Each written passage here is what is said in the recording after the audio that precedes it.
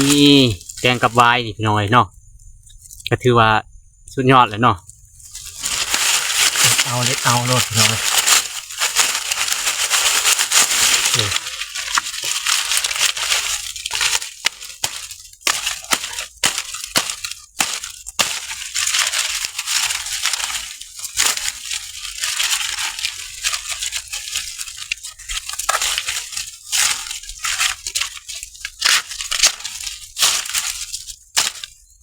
จะตัดใ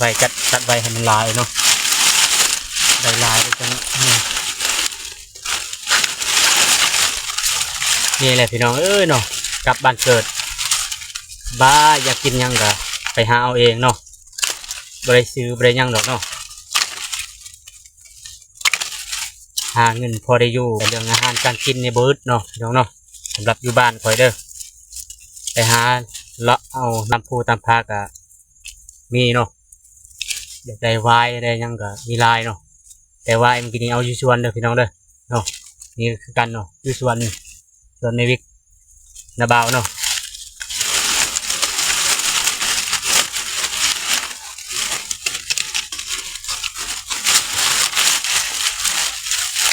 เอาลายรถพี่น้องเลยเนาะโดนกินเท่านึงเนาะ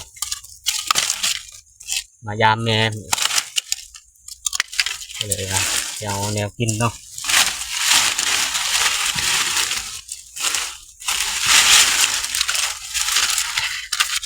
แบบนี้เลยพี่น้องแล้วเข้าแล้วน้ำแล้วเนาะสบาย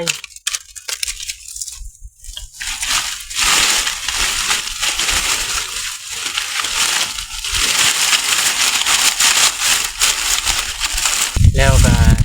สัญญากับ FC ว่าสิไปภูกระโตนเนาะก็คือบ่ได้ไปเนาะแม่บ่สบายถ้าให้อีแม่หายดีก่อนเนาะจังสิไปเบิ่งเนาะพี่น้องเนาะแต่ว่าจังได้กับบ่พลาดเอาเนาะต้องขออนุญาตเนาะที่ว่าเว้าแล้วบ่ได้ไปเนาะก็คือเหตุผลที่ว่าบ่ได้ไปก็คือแม่บ่สบายนั่นแหละพี่น้องเนาะแม่บ่สบายกับไปบ่ได้เนาะเลยพักก่อนเอาไว้อาทิตย์หน้าอีกเนาะแต่ว่าบ่ฮู้อาทิตย์หน้าหรือว่ามื้อใดเนาะสิไปเนาะยังบ่ฮู้เลยก็บ่ชัดเจนแน่พี่น้องเนาะแต่หมู่คู่ชวนไปก็หลายคนอยู่ดอกแต่ว่าก็คือว่าแหละเนาะพี่น้องเนาะแม่บ่สบายก็ปะลาวบ่ได้เนาะ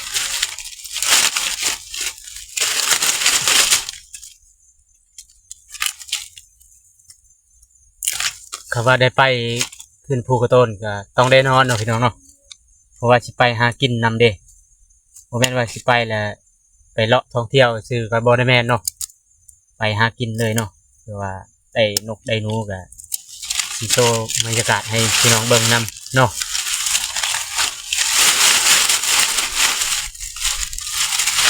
แบบนี้ก็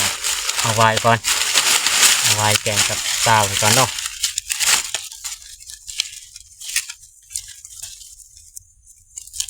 บางคนเอิ้นตาวเนาะบางทีได้ลายแล้วนี่ใช่ป่ะได้เอาประมาณ3 กรัม 4 กรัมนี่ก็ถือว่าพอได้แกงแล้วเนาะเดี๋ยวเราจะเอาอีกประมาณ3 กรัมเนาะเป็น4 กรัมพอดีเลยแกงเนาะเป็นแซ่บอยู่พุ่นก็มีเนาะมีหลายเดี๋ยวเราเลือกเอาดีก่อนเนาะเลือกเอาตัวที่ว่ามันใหญ่ๆเนาะมันน้อย